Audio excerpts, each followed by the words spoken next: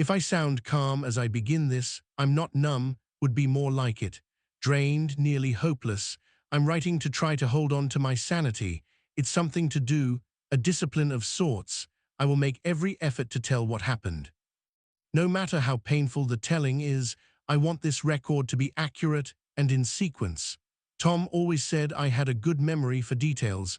I hope he was right. The pen feels heavy in my hand. I've already had to cross out 2 lines because Agnes Brooker was worried when she heard of the great pestilence that was sweeping through Europe. Tales of the sick rotting alive and their skin growing black had sent her into a pious state, lest the pestilence should come to her.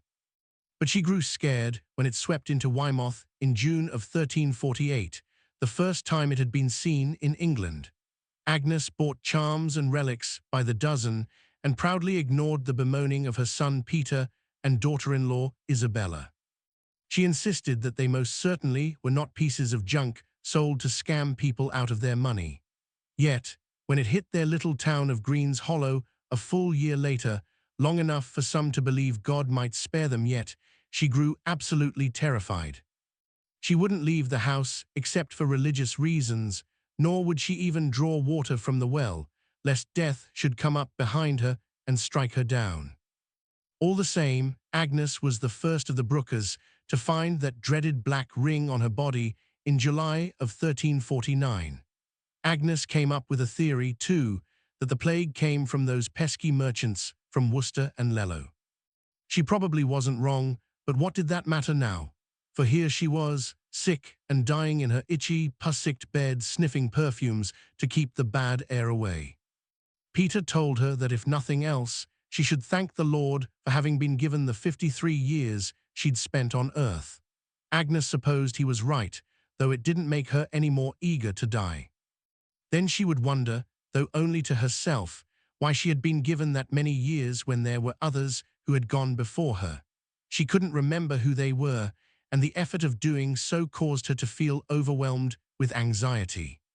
She didn't want to think about that, not now that she was facing death herself. Dwelling upon the past for too long wasn't good for the soul. She thought too much of it was likely to send her into paroxysms of grief and morbid reveries. No, she wanted to spend her last days with the family she did have left. However, on the 3rd day of her illness, Agnes heard the knock of a stranger on the door. She sat up in her bed and drew her black blanket closer to her chin, both curious and afraid. Now, who could that be? She whispered to her son, Peter, who had just tended to her bedpan. His curly red hair glinted in the morning sunlight that streamed in through the grimy windows. His red tunic, too, seemed to blaze in the light. "I imagine it's Ferdinand at the door," he replied. "It's about time he came too." "Ferdinand?" Agnes stammered. "Why? Who in the world is that?" Peter ignored her as he stepped out of the room to answer the door.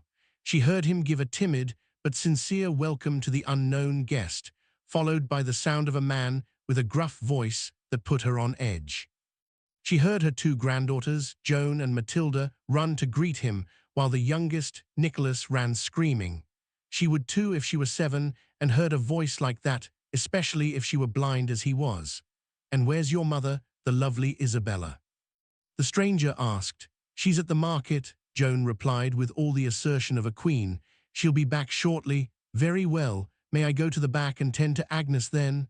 "Of course," Joan said, and Agnes heard the sounds of footsteps approach. She quickly straightened her posture and flattened her unkempt hair. The door opened, and Joan, a strong-jawed girl of 15, came in, followed by her younger sister, Matilda, who was dreamy-eyed and the main love interest of the boys in Green's Hollow, though she was too oblivious to notice.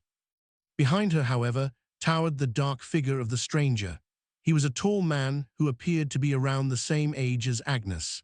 His frame was like that of a skeleton, and he had to duck to avoid hitting his head against the top of the doorway. Black noble garments hung from his body like sheets, while atop his head was a wide black hat that cast a shadow over his eyes. He stepped into the sunlight, and Agnes drew a breath. His face was gaunt with skin that was like that of a fresh corpse. Deep wrinkles lined his face, and dark stubble dotted his jaw. His nose was long and pointed, with steely blue eyes that seemed somehow to be full of life and concern. In front of those eyes were a pair of eyeglasses, though she had only seen such items on 1 or 2 occasions before. He smiled, and the skin of his face was stretched into a ghastly position. "Hello, Agnes," he said. "How do you feel today?" Agnes blinked and said, not wanting to be rude to the guest, "I'm a bit under the weather at the moment, but please do not be alarmed. I won't let that be any reason to ignore hospitality, but might I ask who you are?" The man's smile turned into a frown, and his eyes seemed to sink with a sadness that confused her. Peter, who had come in just after the gaunt-faced man, said to her, "Mother, I just told you before I went to answer the door who it was. Don't you remember Ferdinand?" Agnes, who was normally slow to ignite, felt a writhing frustration with herself. Now that Peter had said something, she knew she had seen him before, yet she could not place the face nor the name, despite having heard it just moments before. Little things like this had happened frequently for the past few weeks, and each time it felt like some kind of demon was teething on her mind, slowly driving her to insanity. "Peter," she cried, "do you really have to do this right now in front of our guest? This is no time to berate me and make me feel as though I were a fool. What kind of way is that to treat your mother?" Peter's face grew angry and he opened his mouth to speak, but the guest placed a gentle hand on his shoulder with a sharp look to quiet him. The man then turned his gaze towards her and drew closer.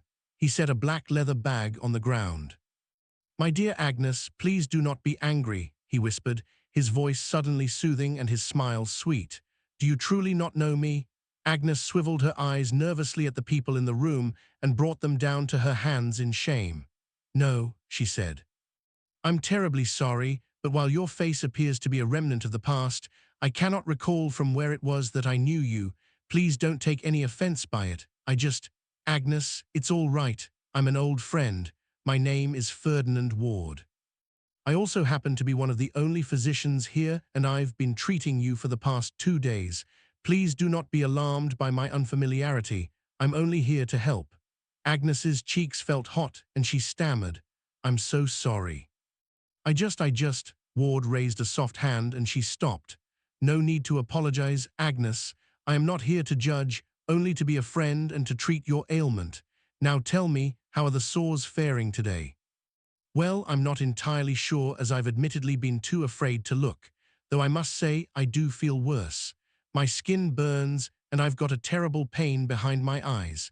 Have you been smelling the perfumes and chewing the mint I gave you?" "Oh, you did give me those, didn't you? I'm starting to remember you now. Yes, Matilda has been very helpful with my remedies." Matilda, who had been vacantly staring at the window with her mouth open, turned her head to Agnes. "Yes, grandmother." "Nothing, dear," Peter whispered. "Come on, girls, let's let them be." Matilda said nothing and glided out of the room, followed by Joan, who muttered, "Stupid girl," under her breath. "Actually, Peter," Ward grunted, "would you mind leaving Matilda behind? I could use some help." Peter called for Matilda to come back, while he and Joan left to attend to other responsibilities. Ward took off his glasses and rubbed his eyes. He leaned down and opened his leather bag, while Matilda stared absently out the window. The physician procured a yellow and black towel, along with a couple of small bags and a jar that held several writhing black creatures inside of it. He placed them evenly on a table opposite Agnes. "I'm afraid your condition is very serious, Agnes," he whispered. "Bloodletting and the old pigeon trick hasn't seemed to be of any help. You do remember that?" "Yes." Matilda turned her head and smiled, the physician's glasses now on her face. "Yes, I do. It was quite interesting. I never knew we had so much blood in us. I also never knew how angry pigeons could be. They're always so friendly to me." Ward stared at the girl for a moment before coughing and continuing. "I was directing the inquiry to you, Agnes, and please do be careful with those. I got them during my studies in Italy. They're not cheap." Matilda took the glasses off while she hummed merrily away. Agnes sneezed and said, "Oh, I remember. It was quite frightening, I must say. I do hope we won't be repeating such treatments today." "Oh no," he chuckled. "We'll be using less invasive measures today. In these bags, I've brought with me some chopped onions and various other herbs, which I shall apply over the sores. I'll also use leeches to draw out blood. I've personally found that bloodletting is better used in the initial stages of the sickness, but that after the symptoms escalate, it's better to use leeches. It's easier to manage the blood, you see, and easier on the body after having lost so much of it from the bloodletting. Agnes swallowed hard. She'd always been terrified of leeches. Ward turned to Matilda and had her help him prepare the herbs while he retrieved the leeches from the jar and applied them to Agnes' body, who shivered from the feeling of the slimy, writhing beasts sucking at her blood, making themselves fat and swollen. Ward placed the black and yellow towel around her body. The progression is very concerning indeed, Ward observed as he applied the herbs to her now numerous buboes. There's noticeable blackening of the fingers and the neck, as well as at the feet. I'm worried it may spread to the lungs. How long do you think I have? Matilda, who had been lighting rosemary, piped up. Oh, don't worry, grandmother, you'll be fine in no time. He'll take good care of you. Ward shot her a sideways glance. I can't really say, Agnes. It is possible you can recover, but patients who do not usually last 2 to 7 days. Agnes could feel her old weathered heart drop into her stomach. She knew she was knocking on heaven's door, but hearing this come from her old friend's mouth made her soul clammy and cold, as though it had been soaked in an icy sheet surrounded by the blistering winds of winter. She thought she might faint from the summer heat, but she managed to keep a semblance of composure. But you won't let me die, will you? I know I'm old, but I can't die yet. What will my family do without me? Please, my dear, do not worry.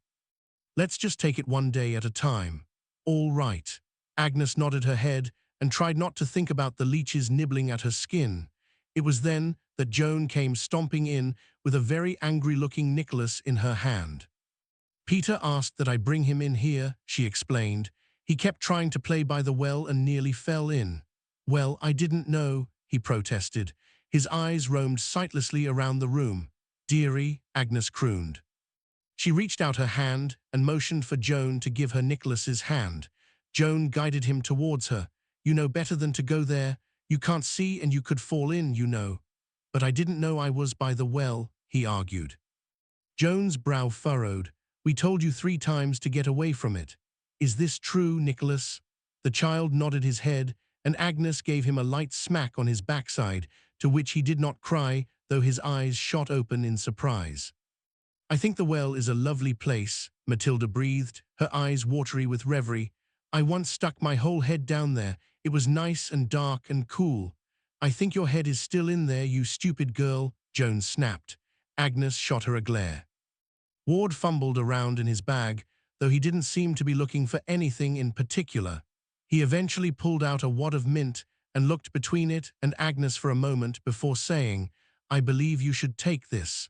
Chew it to help keep the breath fresh.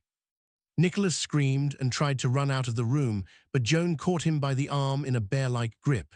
Just where do you think you're going? The doctor. He's in here. I don't like him. Oh, shut up and go sit down. There's nothing scary about him. He's a very nice man. He's trying to help grandmother, you know. Nicholas tried to escape his sister's clutches, but it was no use. Before he knew it, he was plopped firmly on Peter's bed next to his grandmother's. He grabbed her shoulders and hid behind her back. Dearie, Agnes began, but Ward knelt down and whispered as softly as his gruff voice could manage. My boy, please do not be afraid of me. I'm here to help. I know my voice is harsh, but it is of no fault of mine. If your eyes could see, they would know that there is sincerity upon my face. Nicholas turned his head slightly, though he did not protest. Agnes rubbed his shoulder in consolation. Tell you what, Ward continued. Tomorrow, if your grandmother is feeling up to it, I'll bring my raven Thanos for you to meet. He's a very playful bird, and he's very smart too. Would you like that? Nicholas said nothing, and Ward frowned. A half-hour went by while the physician applied the herbs to Agnes' cysts, and Joan babbled on about boys and town gossip. Nicholas said little and stayed beside his grandmother, who tried as she might, could not bring her mind away from the possibility that her life would soon be at an end. Her head throbbed, and she felt weak and cold. But she didn't want to show this in front of her grandchildren. No, she had to be strong for them. It was when Ward had just pried the last of the leeches from Agnes' skin that Matilda, after having said almost nothing, came up to the gaunt physician. "Ferdinand, can I ask you something?" she inquired. Agnes noticed that she shuffled her feet. "Yes, of course. Well, while I was helping my mother in the marketplace today, I overheard Everard talking about the Jews in Germany and how they're being hunted down. He said that they were the reason God has sent the pestilence to us, and that if he were a German, he would be killing as many Jews as he could. He also said that they worship the devil and that they have little horns on their heads." "Is this true?" Ward gave her a hefty expression and growled, "I take it you're referring to the butcher." Matilda nodded her head. Ward sighed and went over to the window. "Everard is a fool, and a hateful fool at that. Yes, it is true that Jewish communities are taking much of the blame right now, but believe me, it is not them who are the cause of the pestilence. They are as godly as any Christian, and you would do well to remember that. You see, they too are the Lord's people, and this nonsense about horns and devil worship is nothing but lies." Ward's eyes shifted back to Matilda. "You would do well to stay away from Everard, as he has clearly given in to the sickness that comes with panic. It is a sickness that clouds the mind and darkens the heart and makes the mind see monsters in fellow men." Matilda's eyes were cast down as though she were ashamed to have even heard Everard's talk of the Jews. But Ward continued, "Why do you talk of such things when they say that Green's Hollow has been blessed by angels? That seems to be the sort of thing to catch your imagination." "Matilda, angels?" Agnes asked. Ward turned his head. "Yes, have you not heard? They say that angels have been visiting the sick and taking them away. The townsfolk believe they are angels of death." Agnes swallowed. "What do they look like?" "Well, some say that they look like beautiful men. Some say they are terrifying in appearance. Though the most intriguing description I've heard is that they appear to be great insects covered in red leather with strange devices that show letters on them. I find it quite an unusual superstition, especially considering the fact that people say there is more than one.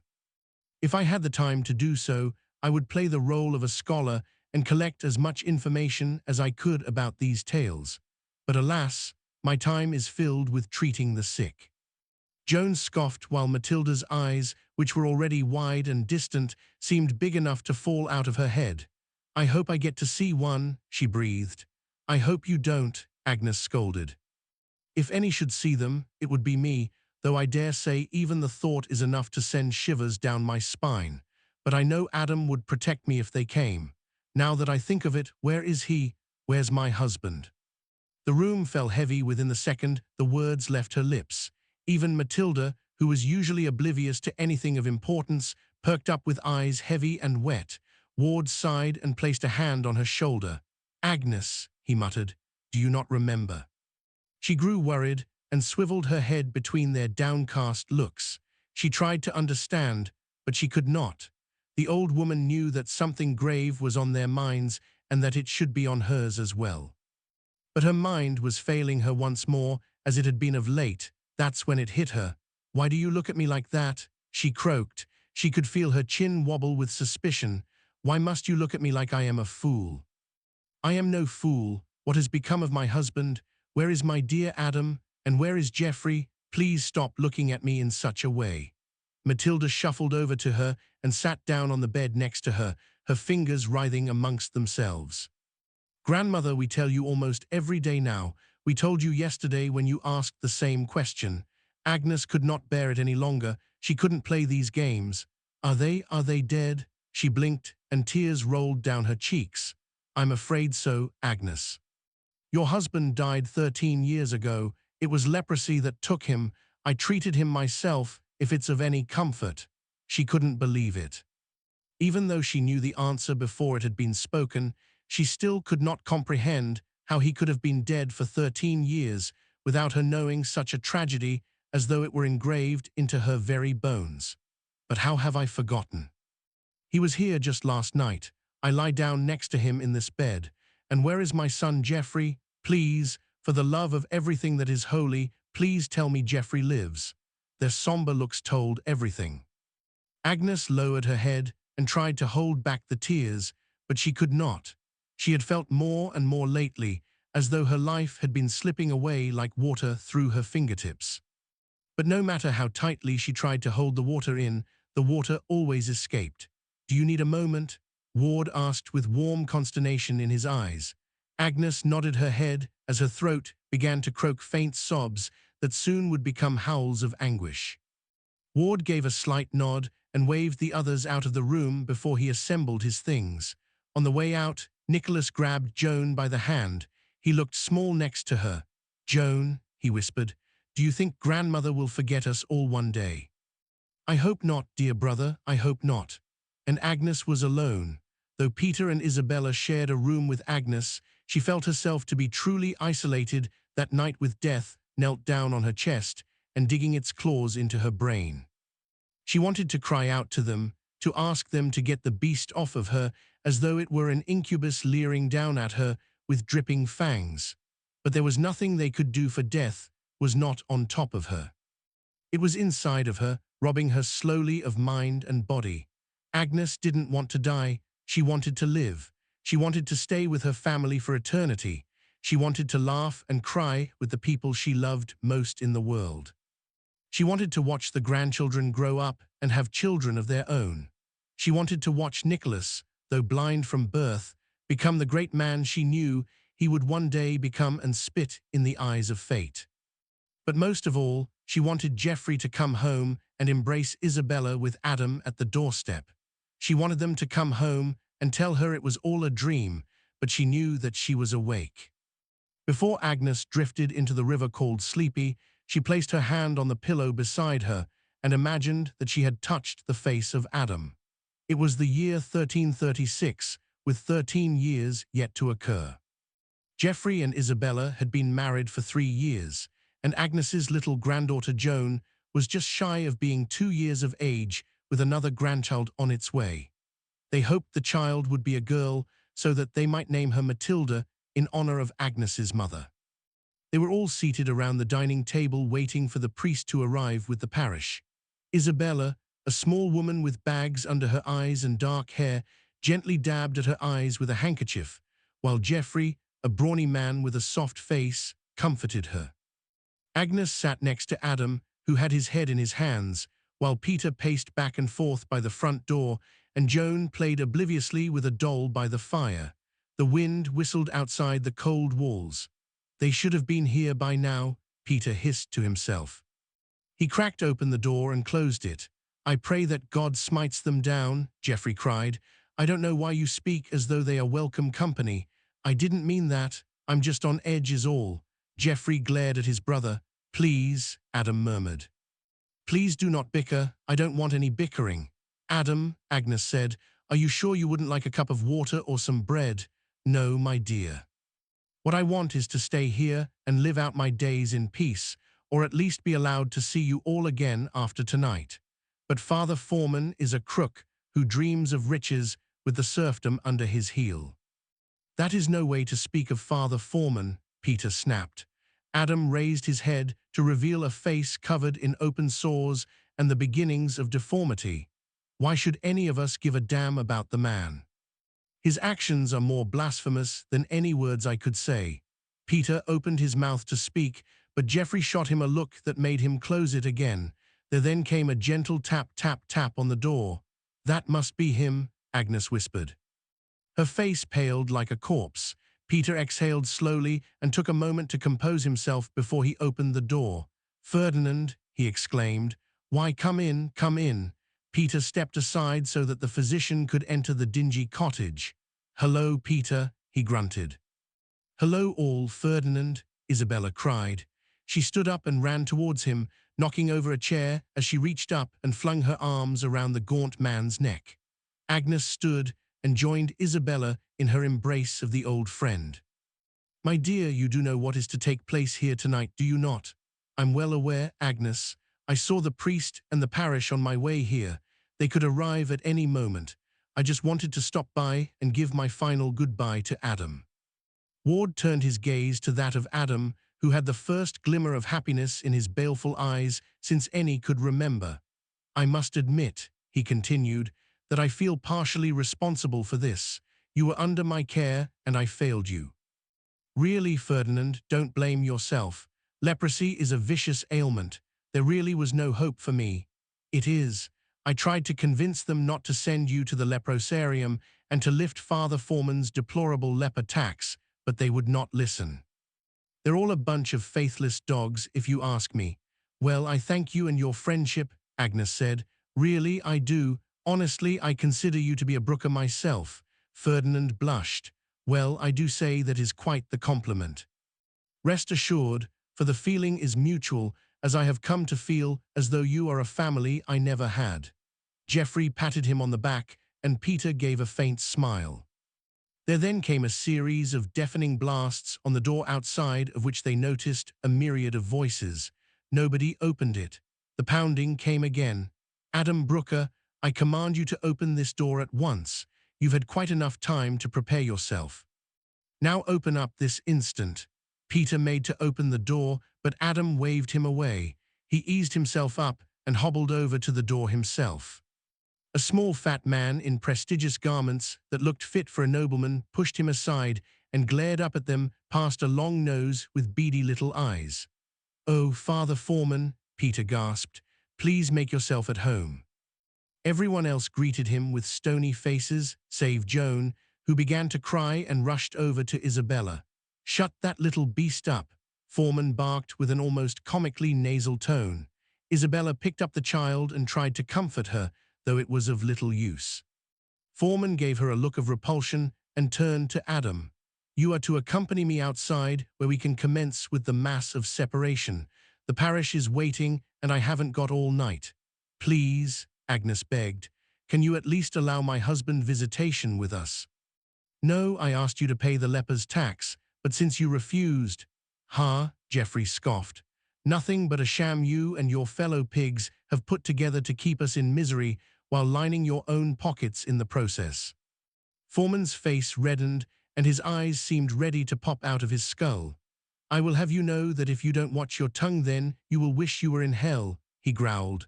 Geoffrey scowled and crossed his arms. "Please let us just go and get this over with," Adam coughed.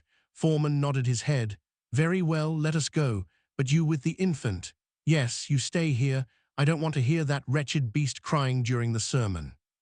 Isabella nodded and sat down, while the rest of them shuffled out the door one by one. Outside, the curates from the church were circled around the front of their house, while most of the township of Green's Hollow were gathered behind them. Foreman stepped into the circle of curates directly opposite the door and pointed to the ground where Adam knelt before the priest. The rest of the Brookers stood behind the leper, grim and silent. Agnes could feel familiar tears coming back to her. "Well, I don't want to be held by this any longer than you do," the priest sneered. "I'm sure you're very eager to be escorted to the leprosarium." Adam spit upon the priest's shoe, and Geoffrey whistled and clapped for a moment. He only stopped from a harsh look thrown by Peter. Foreman scowled and kicked Adam in the jaw, sending him to the wet ground. "Faithless dog," he spat. "You're lucky I don't have your whole family reported, but I have a soft spot for the lower class." Agnes and Geoffrey scoffed, but Foreman said nothing of it. "Now, if you don't mind, I'm going to read the sermon and then we can move on. No more, no less." "Very well," Adam said. The priest pulled out a book and flipped through the pages for a moment before beginning. "I forbid you to ever enter a church, a monastery, a fair, a mill, a market, or an assembly of people. I forbid you to leave your house unless dressed in your recognizable garb and also shod. I forbid you to wash your hands or to launder anything or to drink at any stream or fountain unless using your own barrel or dipper. I forbid you to touch anything you buy or barter for until it becomes your own. I forbid you to enter any tavern. And if you wish for wine, whether you buy it or it is given to you, have it funneled into your keg. I forbid you to share house with any woman but your wife." He looked up with a sneer plastered across his face. "Obviously, this does not apply to you, for you shall never speak to or lay eyes upon your wife and family again." Agnes turned her head away, and Geoffrey wrapped his arm around her shoulders. I command you, if accosted by anyone while traveling on a road, to set yourself downwind of them before you answer. I forbid you to enter any narrow passage, lest a passerby bump into you. I forbid you wherever you go to touch the rim or the rope of a well without donning your gloves. I forbid you to touch any child or give them anything. I forbid you to drink or eat from any vessel but your own. Now, any questions? No, Geoffrey snapped. I think you've said quite enough. Very well, Foreman said. Adam, will your family be accompanying you to the leprosarium? Only if they wish. Peter knelt down next to his father. You know I will. As will I, Geoffrey affirmed. Ward gave a curt nod of his head. Adam turned his hollow face to his wife, who sobbed into her handkerchief. Agnes, she gave him a quick glance and turned her head again. It was what she wanted more than anything, save for her husband to live out the rest of his days in their cottage. But she could not bear to see her love walk through the doors of the hospital. She could not watch the door close for the final time. Agnes, Adam asked again, now standing next to her. She turned towards him, and he opened his arms, ignoring the disapproving coughs from the priest, but she turned away again. She did not see her husband's arms fall to his side in defeat, nor did she see him lower his head and walk towards the crowd. When she did look up, Adam's back was obscured by the crowd, and Peter gave her a scornful stare. Ferdinand and Geoffrey only looked upon her with disappointment before they too left with the parish. Rain began to fall, and Agnes was alone in the mud. Agnes awoke that morning to the sound of fear coming from the other room. Her hand still rested on the pillow, and she wondered why Adam was not there. She remembered that he had been there the night before and that the priest had also been there, though she could not remember why. Her muscles ached and she felt cold even though it was summer. She could feel more buboes across her body and her fingers were blackened. She wished that Adam was there to comfort her. Isabella, she coughed. Her daughter-in-law came inside the bedroom, crying into Peter's shoulder. Where is Adam? And what is the matter? Has something happened? Mother, Isabella found a ring under Nicholas's arm this morning when he awoke with a fever. Oh dear, oh dear, oh dear, oh dear. Agnes made to stand up to comfort Isabella, but Peter motioned for her to stay in her bed. We've sent Joan for the physician, Peter whispered. I just pray that he isn't occupied at the moment. Where is Nicholas now? Agnes asked. He's in his room. Isabella dropped her handkerchief and began to reach down for it, but Peter grabbed it for her. She cried harder. My dear, Agnes said, come here so that I may give you comfort. Isabella turned her disheveled, puffy face towards her and sat down on her bed. Agnes took her hand and caressed it. Nicholas will be all right, Agnes said. Ferdinand will take good care of him. And see, we are all here to help you. You have me, Peter, Joan, Matilda. You also have Adam and Geoffrey. Isabella looked to her mother-in-law and went silent. Peter hung his head and groaned. What is it? Agnes asked. Why has that upset you so? Peter walked over to Agnes's side and furrowed his brows. Mother, we've been through this time and time again, he said. Adam and Geoffrey are no longer with us. They've been gone for years. The silence that followed felt somehow familiar, somehow both sad and angry. It confused the old woman. Whatever do you mean? Adam died 13 years ago.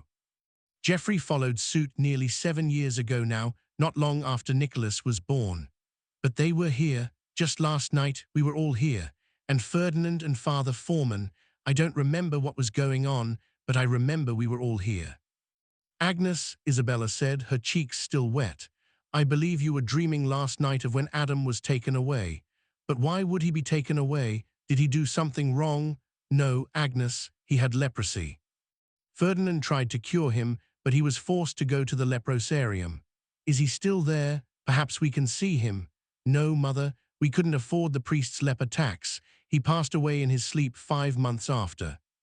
The news made her head swim, and a dull pain erupted behind her eyes, as though some little bird inside of her banged and begged to be let out to fly away from repeated revelations and daily heartbreak. Oh dear, she murmured, phlegm rattled in her throat. My Adam, no, he can't be dead. He can't be. Mother, it's true, we were all there that night. Agnes stared off into the distance, her eyes wide and scared like a child faced with the terrors of a beast. Her hand reached for her head, and she ripped out a chunk of hair and was about to pull out another wad of hair before Peter grabbed her hand and placed it upon the nest of charms and trinkets she wore about her neck. "Why?" she whispered, her voice barely audible. "Why must I keep forgetting the faces of those I love? Why must I keep reliving the woes of grief for bodies that were laid to rest so long ago? Why is this happening to me, Peter? Why have I been struck by pestilence? Why must I die, Peter? I don't want to die. I don't want to lose you. I don't want to lose you all. I'm not ready to go. Please, Peter, please don't let me die." Neither Peter nor Isabella made a response. Instead, they looked down towards the dirt floor. "Peter," Agnes whispered, "Peter, tell me that everything is going to be all right. Tell me that I won't die. Tell me that Nicholas won't follow suit. Please, Peter, tell me this." Peter looked to her, and his eyes were red. He opened his mouth, but closed it again. Agnes sank her head back into her pillow and blinked back hot, salted tears. A warm hand briefly touched hers before Agnes was left to be alone in the bedroom. Little time was wasted before Ward arrived, and Agnes remained alone in her room. Nicholas screamed as the physician drained his blood, and the terror held within those screams seemed to echo within Agnes' soul, resonating and becoming one. They seemed to go on for an eternity. She had never heard screams of the likes before. Eventually, the old woman could not bear it any longer and forced her diseased body to get out of bed and go to the children's room, where Nicholas shrieked in his bed while a stream of blood poured into a dish held by the physician. "Nicholas, please," Ferdinand said.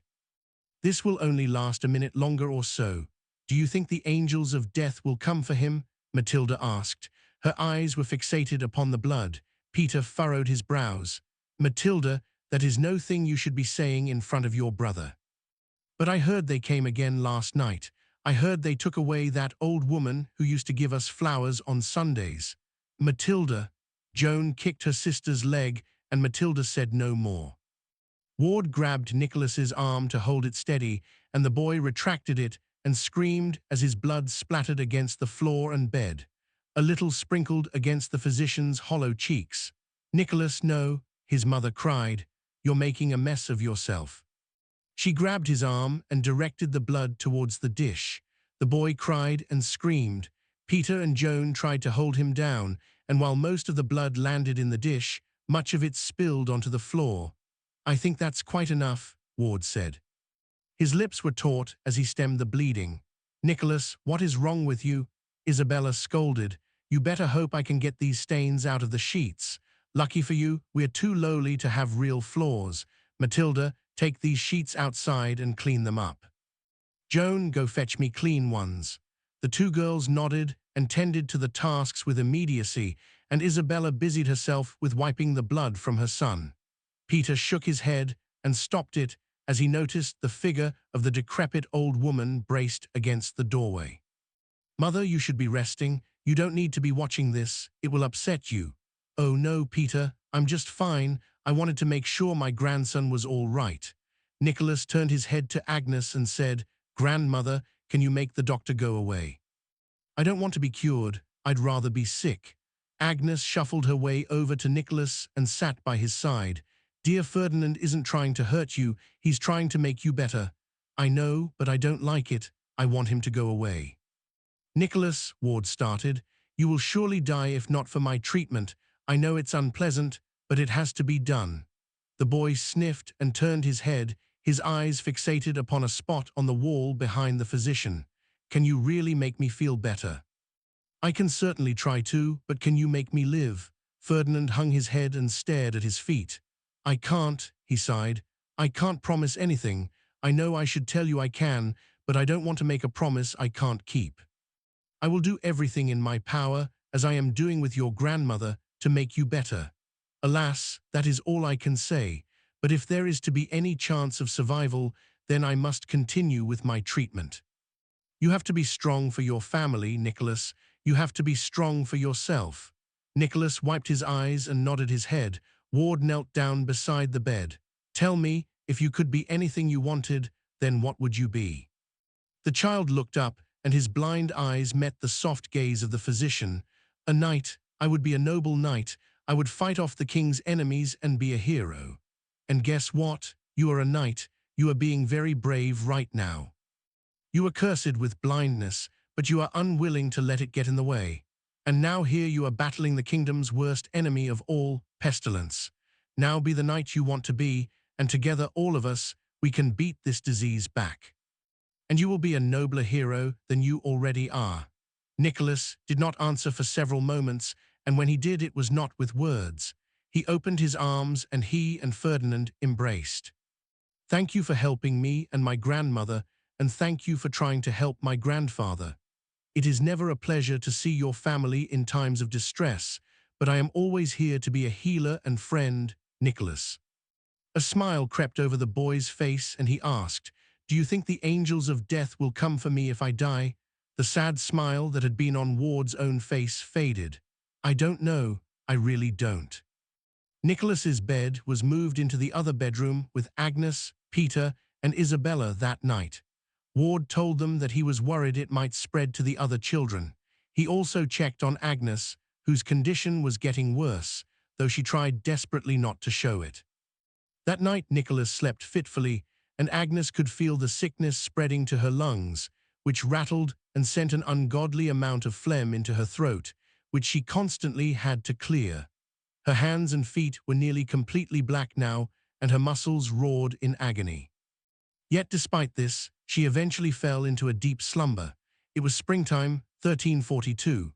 The Queen's College was barely more than a year old, and Green's Hollow had just received word that Pope Benedict XII had been replaced by Pope Clement VI. Pope Benedict had been a popular pope amongst the townspeople, and his death had proven to be a dampening of spirits, but they hoped that the new one would prove to be better yet. However, these worldly affairs were far from Agnes' mind as she stood by the brook, tossing stones into the water in idle thought. The forest she was in was lush, and the grass was covered in dew that sparkled in the yellow morning light. A willow swayed in the breeze opposite the brook. She had been lost in the old days, the good ones, when her family was young, when she and Adam had been raising Peter and Geoffrey, while her own mother, Matilda, was the old crone instead of her. Agnes thought of how Matilda's mind had failed her in her last years, and hoped that the same would not happen to her. Her thoughts then turned to her oldest, Geoffrey, and how, despite having no reason to be anxious, she worried that he would never return from his trip to Lello. He'd set out 3 days prior to sell a sheep, cow, and lamb, as the crop had proven to be hard to harvest before, and they were now desperate for coin. No one in Green's Hollow could afford to purchase the animals. A voice startled her out of her contemplation, and she dropped the stone in her hand. "Agnes." She turned and saw that Ferdinand Ward stood before her as grim as he ever was. "You startled me." He gave a dry smile that somehow did not look like a smile. "I apologize. I was told you had come here for a slice of solitude." Yes, I have, though do not misunderstand me, as I am always welcome to a friendly face." His eyes, which looked to be mournful, shifted from the stream and back to her. "A brooker by the brook, how fitting." "Oh yes, I've heard all the jokes about brooks and streams there are, Ferdinand. May I ask what brings you here?" Ward sighed and sat down upon a moss-covered rock on which Agnes had rested not long before. "Alas, I do not come with light tidings. The business I am here on is nothing I would ever wish to be occupied with." "Before I begin, oh, please, Ferdinand, do not draw this out. If it's important, just tell me." "Very well, though, I would ask that you find a place to sit, for the news is dark indeed." Agnes, with a puzzled expression, sat down upon the rock next to her old friend, whose hands were clasped about his knees like a falcon on the arm of a falconer. "I know that you have expressed concerns in regard to Geoffrey's trip to Lello. And though I at first thought these anxieties to be irrational, it is of my regret to inform you that your suspicions have been validated." "Ferdinand, whatever do you mean? Is my son okay? Will he be back soon?" Ward wiped his eyes, but not before Agnes could see the wateriness that had come over them. "He was found by a courier who was on unrelated business to Lello to be lying on the side of the road, seemingly unconscious. The courier inspected him after realizing who the man was and found that the body had been rid of what little items of value Jeffrey may have had, along with multiple wounds to the abdomen and backside apparently caused by a blade. It was likely from a highwayman. He briefly looked towards Agnes, who stared at him with a blank expression, though her lips were taut. The courier was but a few miles north of Lello and so hurried to the town and alerted the proper authorities, who have promised to bring Jeffrey's body back with expediency. The courier rushed back here ahead of them and told me the news, as I was the first he encountered. I have already told the rest of your family. Do they know who killed him? Agnes whispered. I'm afraid not. There has been a known group of thieves along the road, but their identities are not yet known, as they have thus far eluded capture. I'm sorry, Agnes, I truly am. He opened his arms to embrace her, and after a moment she complied. Tears strolled down her face, the first since they had received news of Adam's death. I know it is hard, especially after the passing of Adam at the leprosarium. Just know that I have always been and always will be a friend of the Brookers. Wales befell upon his chest, and he patted the woman's back, his mourning silent and locked away behind his watery eyes. Here, he murmured a few minutes later, I have brought to you a gift so that it may, even if only by a small amount, cheer you up. He reached into his pockets and procured a dark crimson rose. The courier found 2 of these in Jeffrey's pouch. I gave the other one to Isabella and thought I might give this one to you, a last gift from Jeffrey. Agnes took the rose and clutched it tightly. The thorns burrowed into her calloused palms and drew small streams of blood, but she did not mind. Agnes, don't. Wait, Agnes, Agnes. She looked down to see that a black deathly color had spread out from where the thorns pierced her skin. She gasped and slipped off the rock, though her grip on the rose's stem never faltered. Agnes, let go of the rose. She shook her head. The skin of her hands began to rot away as the scourge spread up her arm towards her face. Her lungs filled with fluid, and she gasped and hacked up blood and phlegm. Black cysts erupted over her skin and her muscles burned, yet her skin felt icy. She writhed on the ground, and her eyes rolled into the back of her skull. And there she perished upon the ground next to the brook. Ferdinand Ward stood over her, screaming for her to let go of the rose. Agnes gasped and thrashed in her bed with her fingers clutched around her throat. She pulled them away to see that they were rotted and black, the insides of them covered in blood and pus from her neck. Mother, what is it? Peter cried. He rushed to her side and pushed her grey hair from her face. Jeffrey, she sobbed. Jeffrey, oh Jeffrey. Isabella came into the room and Peter motioned for her to be quiet. It was only a dream, Mother. It was only a dream. I'm going to die, Peter. I'm going to die just like Adam and Jeffrey. SHH, don't speak of such things. Everything will be all right. Mother, you and Nicholas will live yet, and think you have your memory this morning. You show promise. What promise does it show that I have become a living corpse? What promise does that show, Peter? My lungs rattle with the tolling chimes of death, and poor blind Nicholas does not appear to be faring any better. Look at how his skin has become. Look at how in only a day it has become like mine looked just yesterday. She paused and drew a breath. What solace is there in death, Peter? I never asked to die. Mother, I know it is frightening, but think of how the Lord will reward you for your devotion and suffering here on earth. Agnes reached up and grabbed Peter's red vest. The church speaks of heaven and its angels, of how a good Christian will be reunited with their loved ones. But what do they know, Peter? The only way they know is because their forefathers told them it was thus. But Peter, we are only human beings, and we are proven wrong every day. What evidence is there that our ancestors were any more right than we are? What if they were wrong, Peter? What if God has not been pleased by my devotion and I should be cast into hell?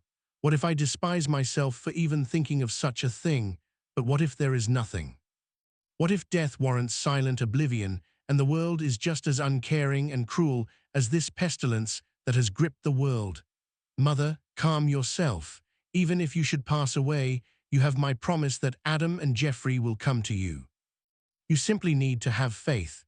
Even if you should not believe my words, hold on to the semblance of belief so that you can be strong for your grandchildren. They are saddened by these times, Mother, and they have told me that they look to you as a hero. Please stay strong for them. Even if it should only be Joan and Matilda who survived the pestilence, they shall remember your strength and carry you and Nicholas as inspiration later in life when they themselves have children of their own. Peter was panting and his breath smelled of mint against her nose. Agnes closed her eyes and nodded. She sank her head back into the white pillow. Just look at my hands, Peter. Look at how they have rotted away. I see, Mother. Look at the stain of death upon my flesh. I see, she grimaced. I hurt so much, Peter. In my dreams last night, I dreamt of the day when Ferdinand told me of Geoffrey's death. I dreamed of the rose he gave me, the one that was dark crimson, and this dream was accurate to my recollections in its entirety, save the end of the dream. What happened? I clutched the rose so that the thorns drew blood from my palms. And though I remember doing that, the thorns did a most peculiar thing, Peter. A sickness began to rapidly spread from the incisions, and it spread up my body in a matter of moments until I died on the pebbles by the brook, while Ferdinand stood over me, telling me to let go of the rose. Yet I never did let go of that rose, Peter. I never let go. Peter continued to stroke her hair, but his eyes could not meet hers. The heavy air was broken by the ghastly shrieks of Isabella. Peter and Agnes both looked towards her and saw that she was struggling with the writhing body of Nicholas. Peter rushed over to her, and Agnes saw that the child's eyes were rolled back and that foam spewed forth from his mouth as he quaked with a violence she had never seen before. Matilda, Isabella shrieked. Matilda.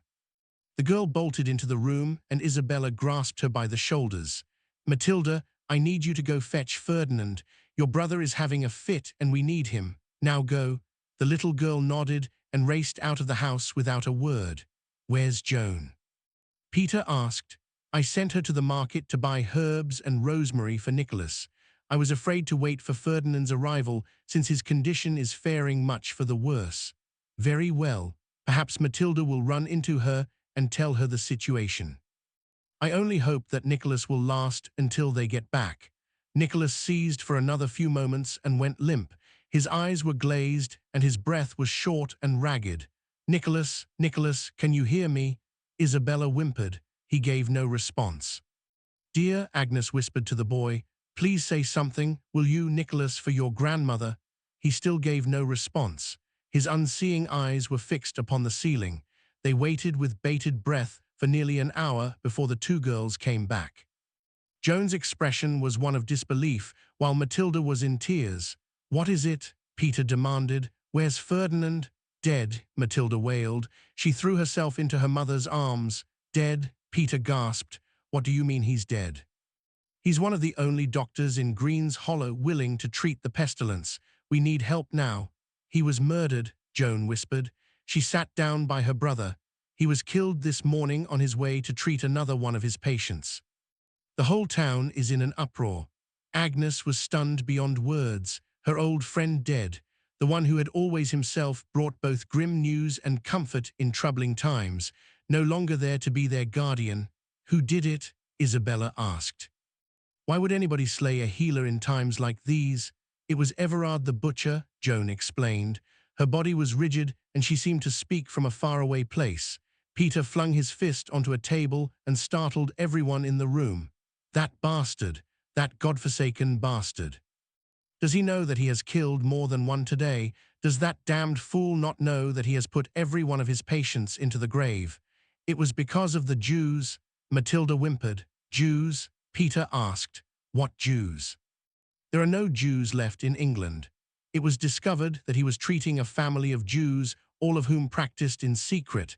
Everard heard this and stabbed Ferdinand 33 times in the back. What times are these for killing fellow men? Peter roared. As if there wasn't enough death already, who cares if they aren't Christians? Is Green's Hollow now a town of savages? Are we no longer unified in these troubling times? Does that fool not know that in the Bible itself, the Jews are God's people? Does his pathetic mind not comprehend that we are all God's people? Tell me, who was the family that Everard hated so much? It was the Davidson family. The Davidsons, who gives a damn about what they believe. Their family has done more to help this town than any other family, definitely more so than those stuck-up noblemen and that godforsaken priest. They're the kindest people I ever met. Why, Everard is an evil man indeed. I hope they hang him for what he has done. They will, Joan said. She stood and looked at her father with pain in her eyes. Along with the Davidsons in 3 days. What a wretched place this town has become, Peter moaned. To hang a murderer next to innocent people. Everard is the only one who should be hanged, I tell you. Agnes agreed, though she could not bring herself to speak. She was shocked beyond words. She wanted to cry. She wanted to scream, but nothing felt real anymore. She wanted to escape forever in a peaceful bliss where nobody died, and she could live out her days in the company of her friends and family. Agnes wanted to be somewhere beautiful like the stream. She wanted to be free, free of death and decay. She wanted life. It was then that she felt a strange fog loom over her mind. The fog seemed to be dark and toxic, like a cloud of those burning body piles she had heard about in London. It swelled, and she felt a strange sensation come over herself. She closed her eyes and screamed for the pain to go away, for her life to start anew. And just as suddenly as it came, the fog disappeared. She opened her eyes to find herself in a strange room where the roof was made of straw and the floors made of dirt. Everything screamed misery. There were unfamiliar faces around her bed, which she did not recognize. There was a man of mousy features and red hair, while next to him was a disheveled woman with dark bags under her eyes who possessed in herself a strange beauty. On either side of them were 2 children, one a pale, dreamy-eyed girl and the other a strong-faced girl of about 15 with her hair tied back. Agnes looked down to her hands and saw that they were rotted away. She had no clue why they were like that, and it frightened her. There was a stinging sensation around her neck, and she ripped away a scarf of charms and relics which had been irritating the raw skin underneath. She threw them to the floor. "Mother," the red-haired man whispered. "Mother, are you okay? I know I've called those old things junk, but what did you say?" the old woman asked. "I asked if you were all right," the man explained. "You screamed and threw down your charms. You look troubled. What is it?" The old woman searched the strange faces for an answer as to where she was and who they were, but she found none. "Who are you?" she whispered. "Mother, the man stopped and swallowed hard. The woman wiped her eyes and gently said, "Agnes, who's Agnes? Who are all you people?" She sat up in her bed and spat blood into her hand. She stared at it in horror and wiped it on the black blanket which was on top of her. "Where am I?" she croaked. "Where am I? What's happened to me?" "You're our grandmother," the little girl choked. Her eyes were wide and afraid. Agnes wondered why they all had sadness in their eyes.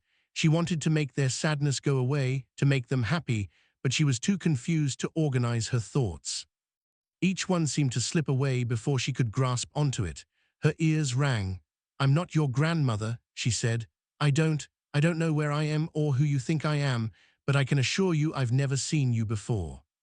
The older girl thrust her face into her hands, and the woman turned her head with her hand cupped over her mouth.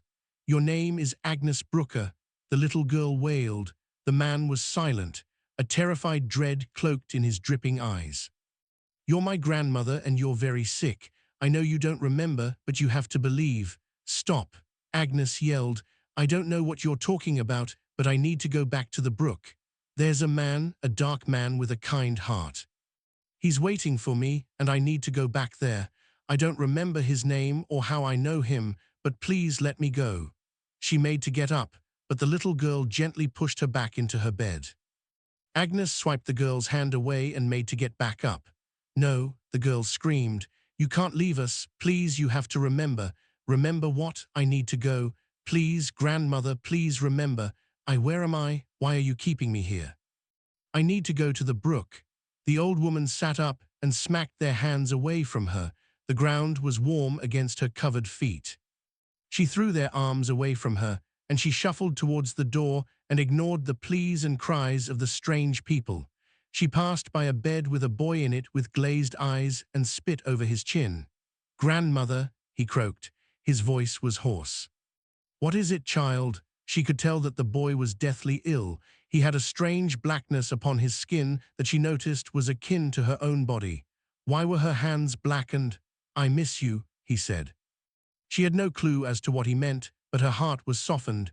She turned towards him and leaned down. "What is your name?" she asked. Her limbs were trembling violently, and it was difficult to stand. "Nicholas," he said. "My name is Nicholas." He turned his head towards her. "I'll see you again, grandmother, and I'll get to meet grandfather for the first time, and father will be there too, so will Ferdinand. And when you see me, I'll be a knight. I'll be on a horse in royal armor.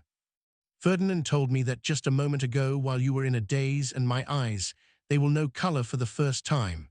I will finally know your face, grandmother, and you will be beautiful and young. We will be free of this sickness together." The old woman shook her head. She felt pity for the dying boy, but she did not know how to tell them that she was not who they thought she was. She did not know how to cure madness. The boy turned his head back to the ceiling, and his breath was hoarse and ragged like the door to a tomb rolling shut for the final time. The ringing grew in intensity, and a black fog crept over her mind once more. The woman fainted with her head nestled next to the child's. She was alone in a quiet, gleaming forest in the springtime. The old woman looked about herself and recognized it as being close to the brook. There was a grim man waiting for her, though she did not know his name. She crept forward, the song of birds distant, while her feet rustled against the grass. She did not travel long before she saw the bubbling brook. It seemed to call to her, to invite her to play in the water like a little girl. She remembered a rock covered in moss, though she did not know why. The little girl looked to her left and saw nothing. She turned her head to the right, and behind a thicket of emerald bushes could she see the vague shapes of people. The girl crept over to the bushes and pulled them aside. She gasped and lost her breath. Sitting upon the rock was a figure in dark rags and a hood that covered its face. It was leaning its face over the limp body of a boy, while on the ground was the corpse of the grim man. He was missing his eyes. A raven was perched upon the man's skull, and it glared at her with eyes of firebrand. She looked back to the cloaked figure, and the figure raised its head and lowered its hood. The little girl screamed. It was a corpse with skin blackened and blistered by pestilence, and covered in fat, slimy leeches.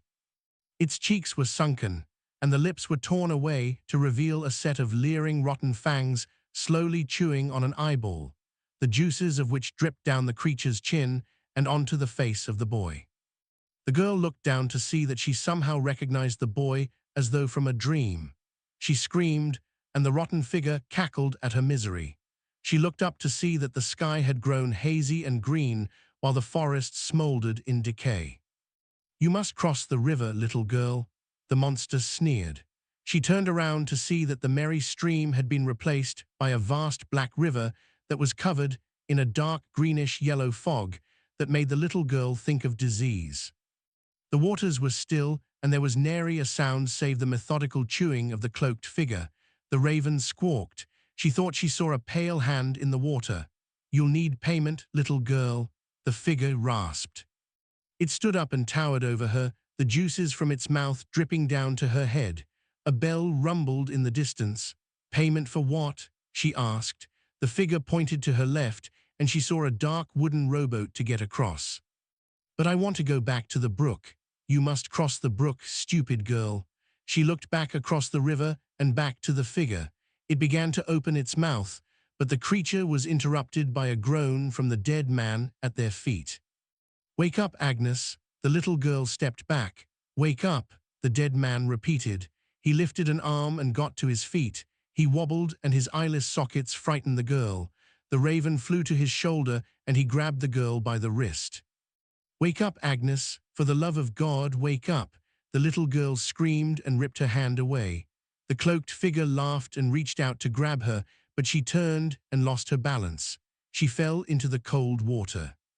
The girl was back in the strange cottage, back in the strange bed. The room was dark, and she could see the shapes of people fast asleep in their beds. To her right was a window covered by blue curtains. She slowly stood up, her body racked in agony, and drew back the curtains to shed silver moonlight upon the silent room. She made her way over to the beds and saw that there were the sleeping bodies of the man and the woman she had seen before her vision of the river. With the realization that the vision had only been a dream, she sighed and made her way over to the smaller bed where the boy had been. She pulled the blanket from him and drew a short breath. The child was dead. The little girl turned her head, suddenly aware of just how silent the house was. It was suffocating. Her ears rang.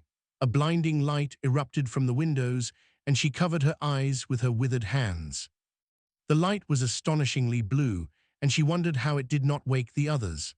The girl made her way to the window and heard a faint, gentle cooing from outside. She squinted her eyes and looked out where she saw two large silhouettes in the light. Ordinarily, she would have found them frightening, but now she found their cooing to be welcoming. She wanted to greet them. The way to the door was painful, and she wondered why her body felt so old, but she eventually found herself outside where the light didn't seem to be so harsh anymore. There before her were what appeared to be two large insect-like figures covered in dark red leather, each with four massive wings curled atop their backs. One of them held up a glass tablet with blue writing on it. "I can't read your words," she whispered. The figure drew the tablet away and extended a small three-fingered hand. She looked around the empty street, except it was not empty. There atop an ashen horse was a very noble-looking knight in gilded armor. Next to him was the grim-faced man she had been searching for at the brook. From the darkness appeared two other men, one of muscular build and the other an older gentleman. They all smiled at her, and she smiled back. "You look lovely, grandmother," the knight spoke. His voice was gentle yet proud. She looked down at her hands to see that they were clean and young. She put her hands to her face. She was no longer a child, nor was she old and rotten. No, she was young and beautiful once more.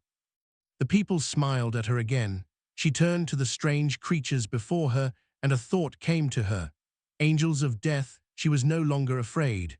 The young woman took the angel's hand, and the last thing she saw was a castle of bronze. "See, my thoughts won't stay straight, but I need to do this. Someone should know what happened here in our little coastal town.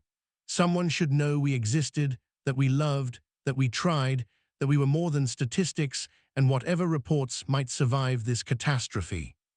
I found this notebook in the back of the kitchen drawer, tucked behind the cookbooks I'll never use again. The cover shows a cheerful garden scene. How absurd that seems now. March 23rd, the night the world ended.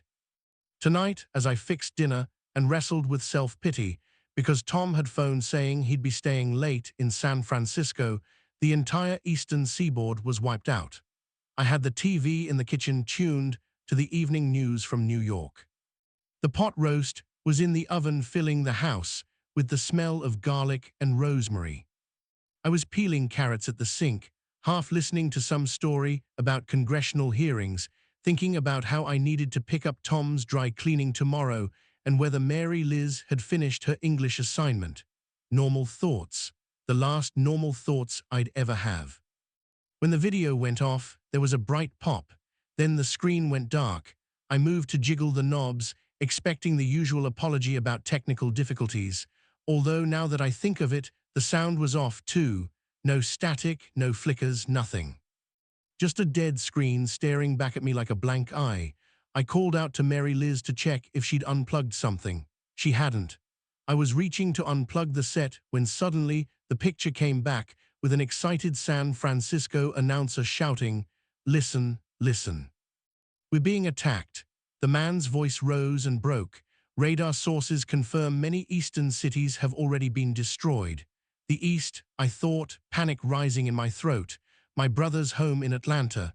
Mary Liz and Brad, our older children, stared with me at the television. Brad had come in from his room, still holding his math homework, pencil marks on his fingers. Mary Liz dropped the dish towel she'd been folding.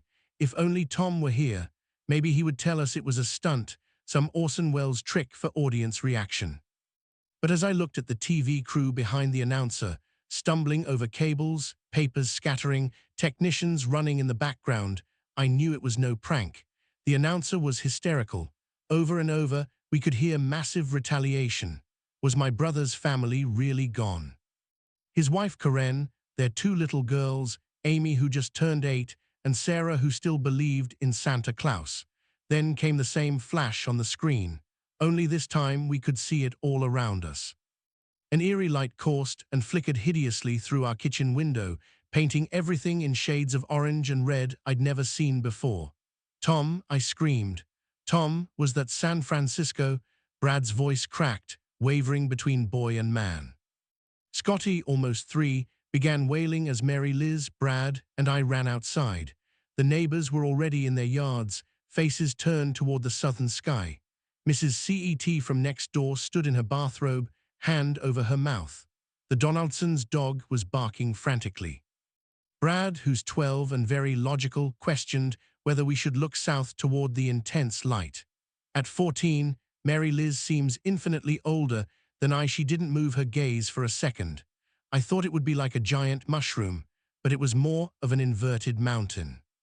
I stood transfixed as its funnel pulled life from the place my husband had been at 3 o'clock.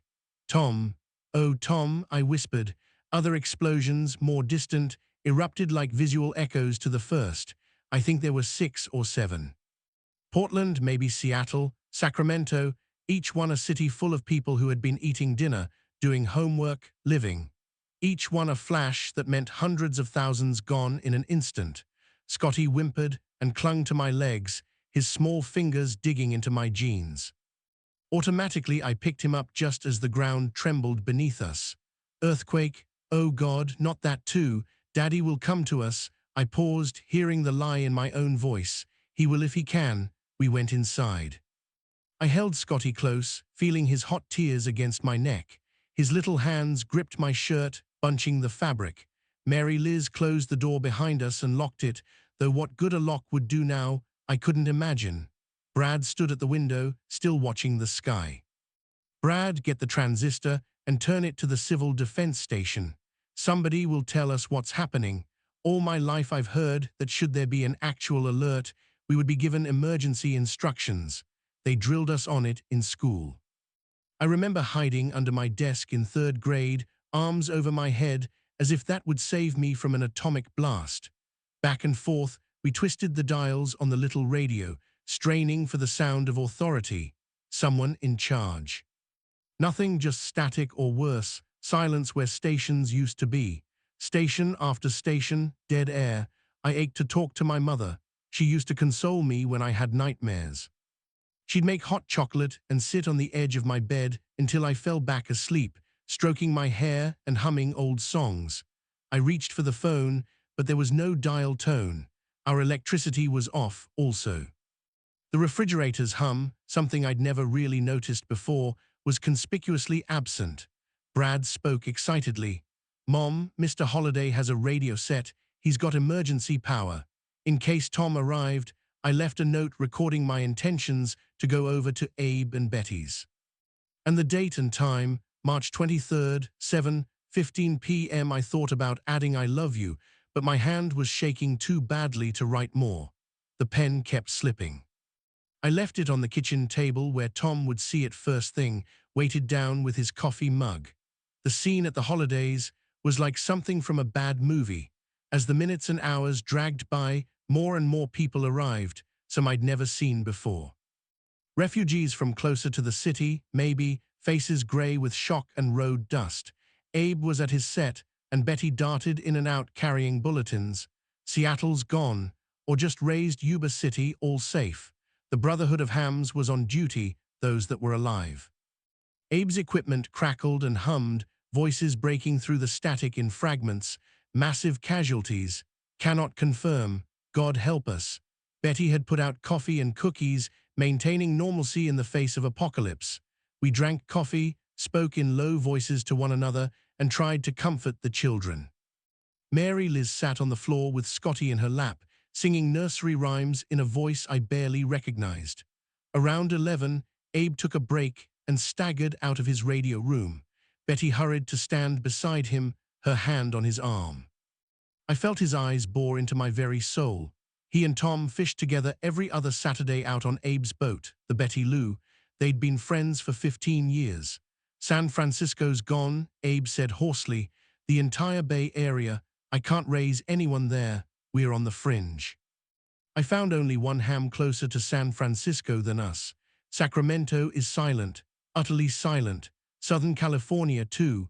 A fellow in Twain Hart thinks they hit Yosemite. The sky is black with splinters, trees, and rocks coming down like rain. It must have been a mistake. There's nothing strategic there. The room was deadly quiet. Someone's coffee cup clattered against a saucer.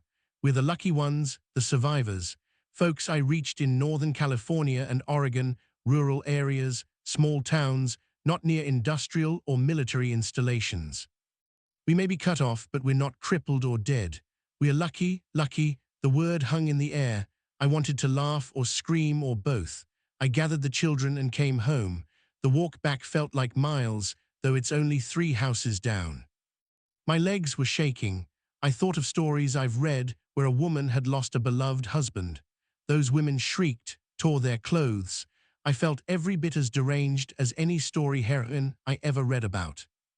My husband, oh Tom, the dearest human being in the world to me. I am raw, my insides ripped out without anesthetic. For hours I sat in Tom's chair by the window, trying to remember. His reading glasses were still on the side table where he'd left them that morning. I could almost see the flecks of amber in his eyes, feel the bristly little hairs that grew on the backs of his hands. Once I thought I caught his unique scent, Old Spice and coffee, and something uniquely him, but I couldn't remember whether we had said I love you when he left at 6 that morning. Had we? Or had I just handed him his lunch and reminded him about the PTA meeting next week? I went over it again and again in my mind, trying to capture that last moment, but it kept slipping away. March 24th, the day after. Parts of the day are blurred. We ate, washed dishes, contacted friends, and feared the weather. The sky is yellow and dark, almost like liquid instead of air, and hot, nothing like normal for a northern coastal town in March. The thermometer on the porch read 87 degrees at 8 in the morning in March in coastal Northern California, where we usually need sweaters until May. I would like to erase Abe's words. We're the lucky ones. Brad and I decided that if by some miracle Tom is on his way home, we might need gas to drive to a safer place. Though where that would be, I can't imagine, but doing something felt better than waiting. Mary Liz stayed with Scotty, who didn't want me to leave. He cried and reached for me as I walked out the door. I nearly turned back. We went down to our regular station. A ripple of fear shot through me when I saw Slim perched on a stool by the pumps with a rifle across his knees, directing his son in filling the tank of a battered Chevy. The driver looked nervous, kept glancing at the gun. For a minute I considered driving away, but Slim came over and spoke politely. Morning, Mrs. Your Mister got home last night. He'd planned to stay late in the city. We thought for a while. I took a firmer grip on the wheel. My knuckles were white. It looks like he didn't get out. I saw pain on the weathered face. Tom often took Teddy, Slim's son, along on his fishing trips. I used to resent occasionally that Tom spent precious time with this boy when his own children seldom saw him. Then I would feel guilty for my resentment. Now I was grateful Teddy had those memories, grateful that Tom had been kind. Gas, Mrs. What are you charging? It's free to my regular customers, Slim replied. Don't figure credit cards is much good now, but I can pay. This is your business, not a charity. I had cash in my purse, money that would probably be worthless soon. I'd done some thinking last night. Mrs. Me and Teddy don't need much. Food and a roof. When the gas is gone, we'll plant a garden, maybe go fishing. Brad leaned across the seat as Slim's son unscrewed our gas cap. Then how come you've got that rifle, Mr. Sutton? Just because I'm giving gas away don't mean I'm a fool. There's been people here wanting fill-ups. Them that have never seen the inside of this station nor didn't have the time of day for Teddy, yelling at me, threatening me. One fella tried to take the pump by force. Had to point this here rifle at him to make him see reason. My face burned and I chose my words carefully. I'll accept the gas, Slim, if you'll let me have you and Teddy over for a meal. I want to repay you somehow. This gas has been paid for, Mrs. That it has more than once. I just hope you can use it. On the way home, we saw a crowd at the Catholic church and went in. The mayor was huffing and puffing, his face red and sweating in the unnatural heat.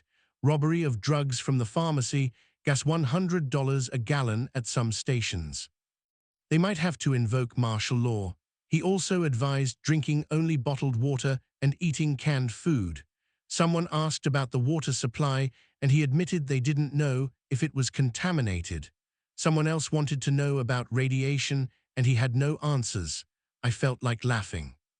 A bomb that could level a city and shoot debris into the sky 150 miles away probably wouldn't have much trouble finding its way into my apricots. But I kept my mouth shut and I filed out with the others. We walked home in silence. What was there to say? The world had ended and we were still here. March 27th. Our tree, our tree, our tree. I cannot write today. March 29th.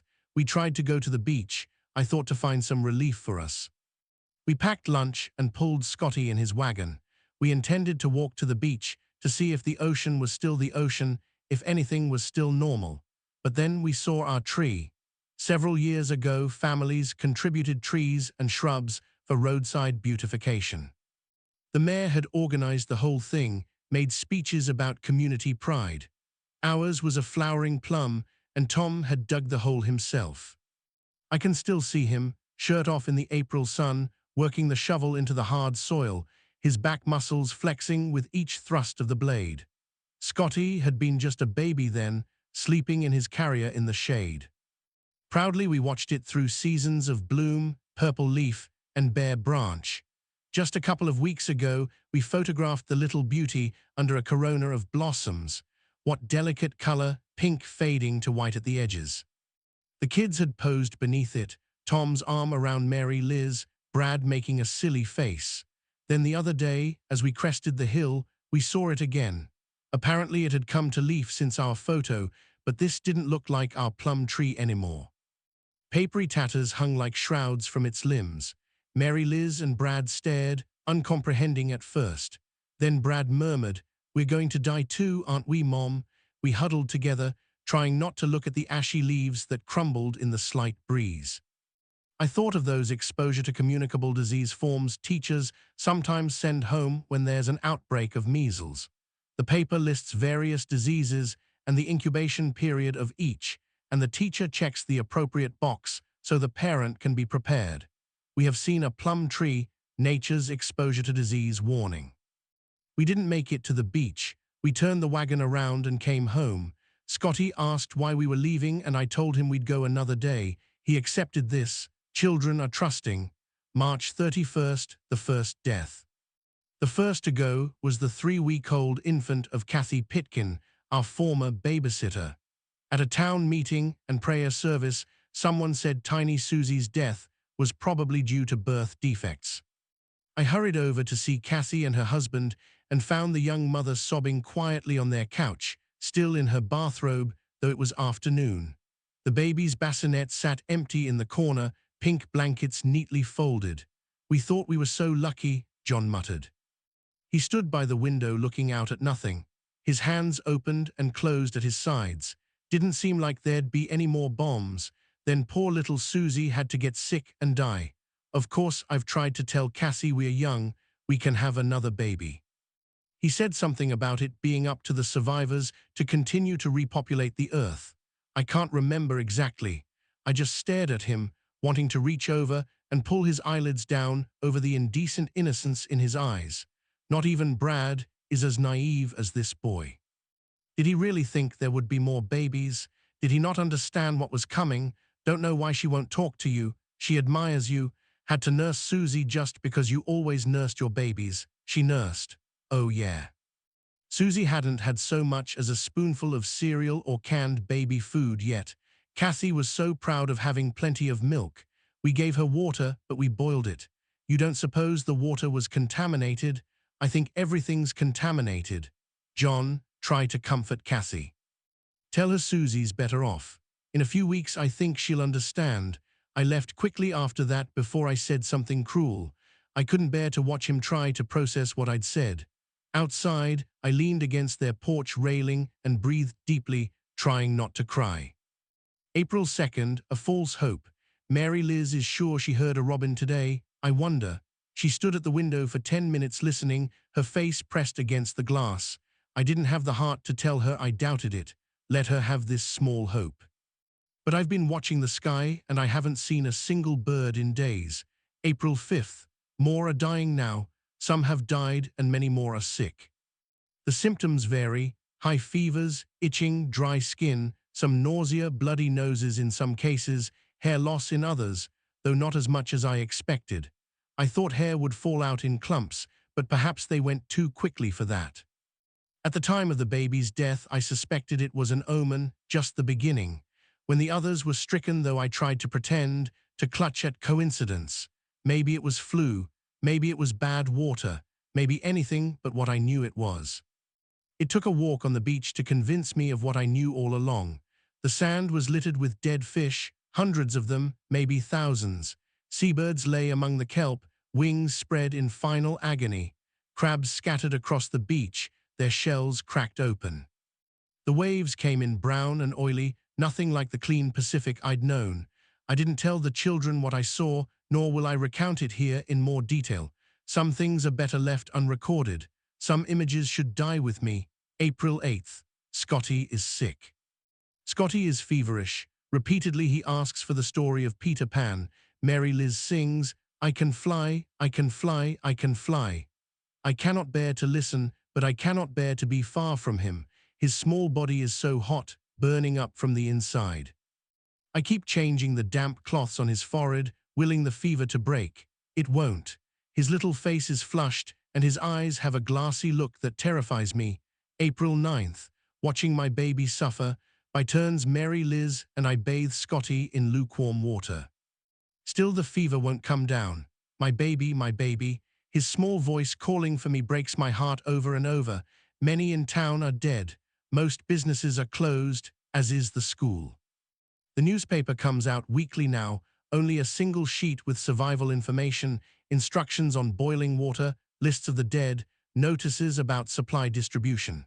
I scan the lists each time, looking for names I know. There are always too many. Garbage pickup continues irregularly due to the gas shortage. Other services dependent on gas or electricity have been discontinued. The traffic lights downtown are dark. 2 supermarkets and 3 tiny groceries are operational. The proprietors inventoried canned goods and are rationing them out fairly. They tell us that after everything returns to normal, we can pay them back. Normal. The word sounds like a foreign language, something from another lifetime. There is a theory that only the young and the old will die, the very young and the very old. A few feel they are somehow strong, invulnerable. Abe Holiday came over looking exhausted. The Holidays have lost 2 of their 4 children, but Abe is far from giving up. He is at the radio at least 18 hours a day. By relay, he has found people alive as far east as Nebraska.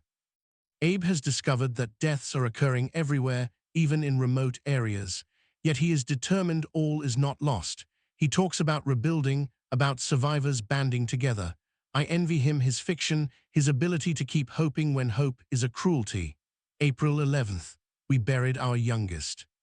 Scott died yesterday at 1:30 p.m. I was holding him when he took his last breath. One moment he was there struggling to breathe, and the next he was gone, just gone. The 3 of us dug a deep hole in the backyard near the climbing rose bushes. Mary Liz wept silently as we worked. Brad dug with fierce determination, throwing dirt with angry thrusts of the shovel. The cemetery is unspeakable. Mr. Jansen came and prayed with us. He looked 20 years older than when I'd seen him at Easter services. His suit hung loose on his frame. Mostly he and the Catholic priest are conducting mass burials, about 700 so far. Ironically, I think Mr. Jansen took as much comfort from us as we did from him.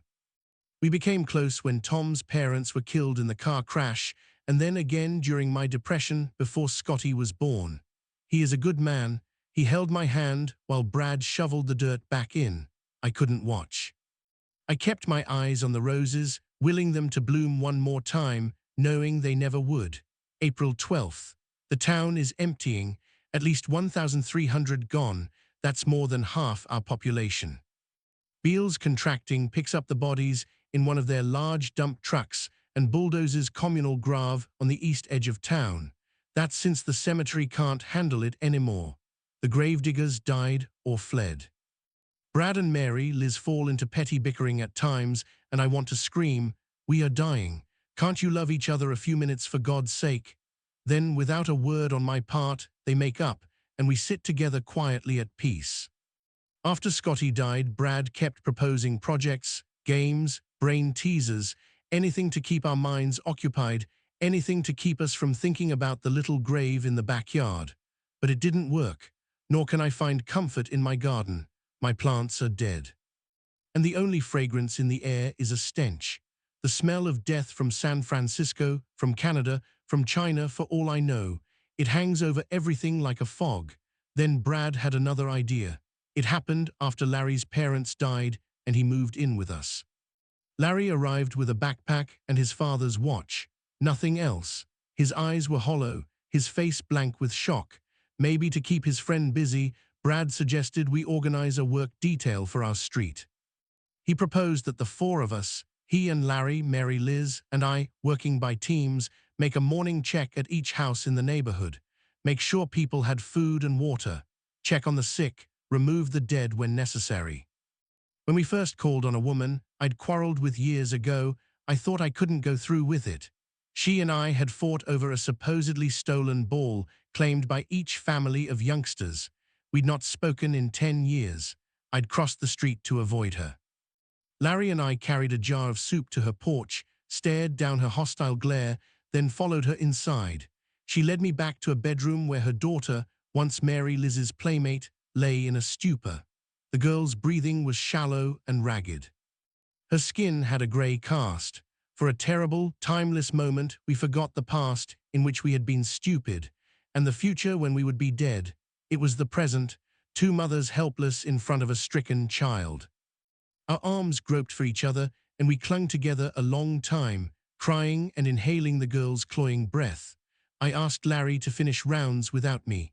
At the end of our road, I fell to the dry grass of a vacant lot. I tore at the earth, retching, screaming. I pounded the ground until my fists were bloody. I have no idea of the length of time. I was demented, but I knew enough not to let the children see me. When I finally walked home, I washed my face and hands at the outdoor spigot and went inside like nothing had happened.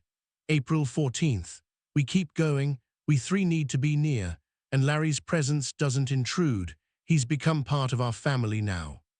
Sometimes when we're resting, one will tell a family story, recall a trip, something funny, anything to remember when things were normal, when the world made sense. Remember the quilt in Grandma's guest room? Remember Monopoly? Dad always bought Park Place. Remember Daddy? Remember how he'd sing in the shower? We're all getting slower now. We wondered about the rounds. Each step takes effort. Mary Liz pointed out, their eyes light up. So when we go in, we voted to continue. Because of the deaths, we have fewer houses to call at, but it takes us longer. Each step requires effort now. We have brought 2 young children to Scotty's old room. They will not be with us long, I'm afraid. One is burning with fever, calling for his mother who died 3 days ago. The other won't eat, just stares at the wall with vacant eyes. April 15th. They're burning the bodies now. This used to be income tax day. I remember Tom always waited until the last minute, spreading forms across the dining room table and cursing under his breath, asking me where I'd put the receipts he needed. Now it marks Beal's switch from bulldozing to burning. It takes less strength to torch the bodies than it does to drive the big cat that opened the grave. The smoke rises in thick black columns. The smell is worse than anything I could have imagined. We keep the windows closed, but it seeps in anyway, coating the back of my throat. April 24th. Larry is gone. Larry died suddenly a day or 2 ago. Time is getting confused. He had gone in the morning on rounds, and that afternoon crawled into his bunk and died. I regret not noticing how quiet he had become, how pale. He'd stopped eating much. His mother was my friend, and our boys have been close for years. I wish I had told her I'd take care of Larry, but she died too soon before I could make that promise. We pulled the body of that sweet, uncomplaining boy over to the corner for pickup, and I remembered some lines of poetry. Down, down, down into the darkness of the grave gently they go, the beautiful, the tender, the kind quietly they go, the intelligent, the witty, the brave. I know, but I do not approve, and I am not resigned. Odd how close I feel to all poets, craftspeople and workers who have ever tried to make a statement. Will anyone survive to gaze at Michelangelo's creations, a Navajo rug, or my own scribblings? Will anyone care that we were here, that we loved and laughed and tried to be good? Brad and I wrapped Larry in a sheet and said the Lord's Prayer over him before the truck came. May 1st. Mary Liz is sick now. Mary Liz collapsed today while we were making rounds. One moment she was walking beside me, the next she was on her knees on the sidewalk. As I sit beside her and write, I suspect that with her the battle will be brief also. She calls out for reassurance I cannot muster. She asks if she's going to die, and I lie to her. Tell her she'll be fine. I was strong with Scotty. I held him and sang to him and told him everything would be all right. But I cannot seem to steel myself for this. This is my firstborn, my beautiful daughter, who used to dance around the living room and beg me to French braid her hair. She brushes hot fingers against the sheet, who will comfort me when she is gone. She asks for a drink, something I can give. She asks for her daddy, something I can't. I tell her he loved her more than anything. I tell her she was his princess. Today from his rounds alone, Brad brought home a man. This sick creature is a pitiful shell. Occasionally he staggers from his bed to the kitchen to grab food and hoard it in his room. Cans, packages, anything he can carry. Why can't he trust us to care for him? Does he think we'll let him starve? I have no pity to spare. Brad says it's better to have him here than go a block and a half to check him several times a day. He's probably right. We're all too weak to make extra trips. Later, after resting, Brad walked clear over to the holidays for news. There is no one left to drive Beale's truck. Dear Betty and all their children are gone. Abe sent word with Brad that we should move over there. He dares not leave his radio, the fool. Nearly all his hams are silent now, but he thinks some miracle may save us yet. He mentioned something about a broadcast from Australia, but Brad couldn't get the details straight. I wonder if Australia still exists, or if Abe is hearing ghosts in the static. Is Mary Liz still alive? She is so still, I have to lean close to hear her breathe. Her chest barely moves. Oh, Tom, I scream in my soul. Tom, you are the lucky one not to have to watch our children die. I am sick myself. It is so hard to concentrate. Perhaps I don't make sense. Sometimes I read back over what I have written and the words swim on the page. What was my point? Why do I not save my strength? I keep arguing that the journal is important. It's my link to sanity, to civilization, to some proof that we mattered, that our lives meant something. Probably May 3rd. My daughter is dead. Mary Liz is gone. She died in her sleep, peacefully, I hope. I made a winding sheet from her favorite bedspread, the blue one with yellow flowers that she picked out for her 13th birthday. And Brad and I dragged her to the backyard, to the raw dirt on top of Scotty's grave. We sat beside her for hours staring, waiting for some ease to the pain that never came. After forever, Brad began, "Our Father who art in heaven." It took us a long time to say it. We kept forgetting and had to start again and again. My throat closed up on certain words. Heaven, forgive, deliver. I am getting sicker, but Brad shows no signs of weakening. He seems stronger than ever, though I know that can't be right. His face is thin, but his eyes are clear. I will try to hold on a while longer. I think I can manage. I need to see him to the end. Brad tries so hard to be a man. No, he is a man. He's so like you, Tom. He has your determination, your quiet strength. He went out again yesterday, right after Mary Liz. I cannot say the word that means the end of our daughter, but Brad went out. He says Mr. Jansen died several days ago. He found the priest staggering down Main Street in his vestments, delirious with fever. He and Jansen had promised each other they would call at every home and pray with the sick.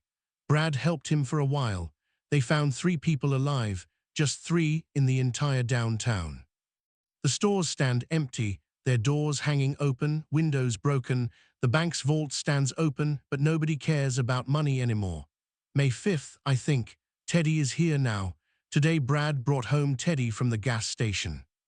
He reminds me of Scotty in his confusion, in the way he holds Tom's fishing rod, in the way he clutches at my hand and asks when his daddy is coming home. Slim must have died days ago. Brad said their house was in an awful state. Food scattered everywhere. Teddy had been alone for at least 3 days, maybe more. He didn't give details and I didn't ask. I'm grateful for that mercy. Days later, Abe Holiday is gone. Yesterday on Brad's walk, he found Abe like a zombie at the radio set. He had to slap him several times to get a response. The man hadn't left his radio for 4 days or nights, hadn't eaten, hadn't slept. In all that time, silence, complete and utter silence across all frequencies. It finished him, Tom. His hope lasted longer than anybody's. And when it finally died, so did he. Brad says Abe asked to come over here. He wanted to die with people, not alone at his radio. He started up out of his chair, then fell to the floor, no pulse. Brad walked home alone and told me about it. His voice was flat, empty of emotion. We're all beyond tears now. He told me about Abe and admitted he is sick now too. I can see it in his eyes, feel it in the heat of his skin when I touch his forehead. Our time surely must be short. I thought to end it for us 3 together in the garage. Slim had hoped we could use the gas, and that way no one would be left alone at the end. I went out to check the car. The battery is still alive. How ironic that the inanimate objects fare so much better than we do. It took such effort to start the car. Each movement was laborious. My hands shook on the key. Then I went back to get Teddy and Brad. Teddy had found Tom's favorite fishing rod, the one Abe gave him for Christmas 5 years ago, held it clutched to his cheek like a security blanket. Brad sitting nearby, eyes closed, breathing hard. I thought there could be no surprises left, but I find I cannot do it. What right have I to make that choice for them? We will go soon enough. Nature will take its course. I pray God will help me stay awake. Take them first. I don't want them to be afraid. I don't want them to be alone. Final entry to whoever finds this. If any survivors come here, I want them to know something. We didn't act like animals. Most people were good. They helped. They tried. Slim gave away his gas. Neighbors checked on neighbors, even when they were sick themselves. The priests kept praying, even when they were dying themselves, going house to house until they couldn't walk anymore. Abe stayed at his radio until the very end, hoping to find other survivors to coordinate relief efforts that would never come. If only we could have lived as well as we have died. I wish I could have seen Tom one more time. I wish I could have told him I loved him that last morning. I wish I could have saved our children. I wish.